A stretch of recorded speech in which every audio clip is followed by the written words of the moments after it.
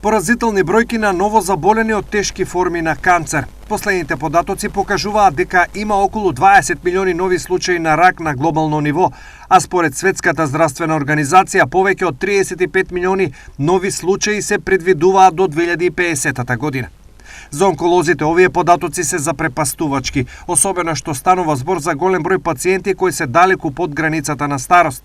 Во разговор за Фактор, клиничкиот онколог доктор Милан Ристески посочува дека во периодов по пандемијата на коронавирусот се соочуваме со експлозија на заболени од рак, особено по прележување на болест. Само во текот на минатата недела имав нови 8 пациенти со канцер на панкреас. Забрзано расте и бројката на новозаболени од рак на бели дробови, рак на дојка, на простата, рак на тестиси. Станува збор за луѓе во средни години, меѓу 50 и 60.